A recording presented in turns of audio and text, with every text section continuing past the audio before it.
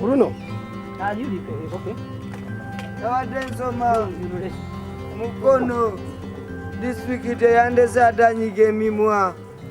Paranoia is a feeling that you are being threatened in some way, such as people watching you or acting against you, even though there is no proof that it is true. It happens to a lot of people at some point, even when you know that your concerns aren't based in reality. They can be troubling if they happen too often. The most common conditions or mental illnesses that we deal with are the mood, what we call the mood disorders. As part of our mental health, there is the emotional part. Really our mental health relates more to the health of the mind, and the mind is more about how we think, how we feel, and those are the emotions, and that translates into how we behave both to ourselves and to others. So the mood disorders is mostly about how we feel. Clinical paranoia is more adverse. It is a rare mental health condition in which you believe that others are unfair, lying, or actively trying to harm you when there is no proof. You don't think you are paranoid at all because you feel sure it is true. As the old saying goes, it isn't paranoia if they are really out to get you. About how many? About, okay.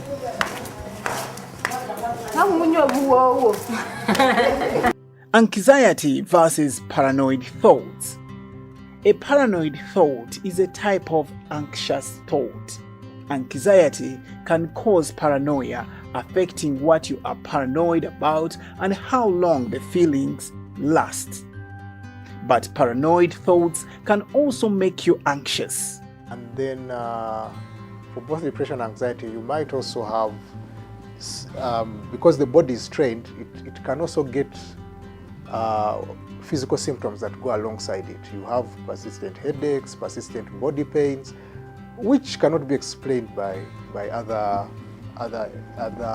common illnesses, like say if you had malaria or any other infections. But mostly for anxiety, it is the persistent fear, which affects how you function, like bodily wise, sleeping, eating, energy wise, and then also how you relate with others, like you're fearful of situations, of people. It is normal to be anxious sometimes, especially if you are going through something hard, like losing a job or the end of a relationship. When in large groups of people, you may worry that others will judge you, the things you say, or the way you dress or behave.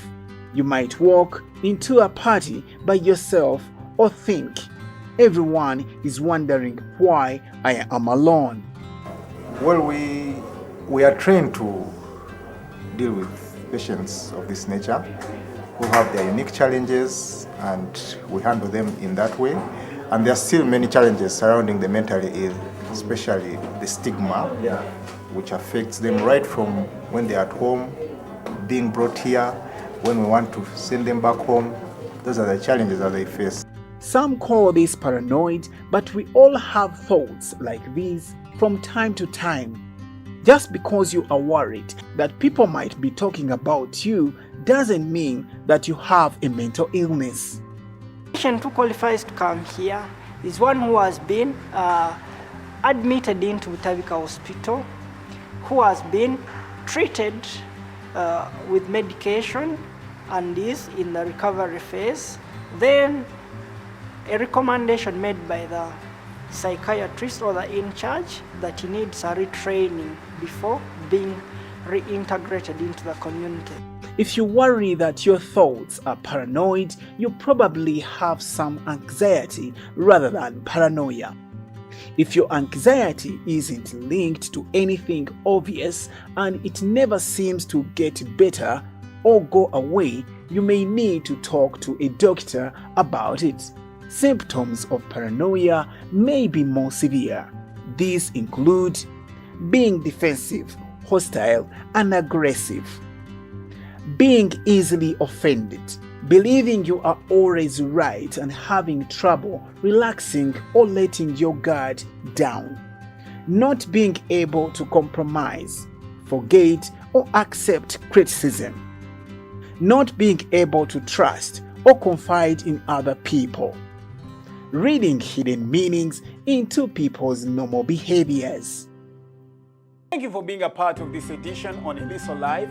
Kindly subscribe, share, like, and comment about the content that we broadcast on this channel. Thank you. Bye-bye.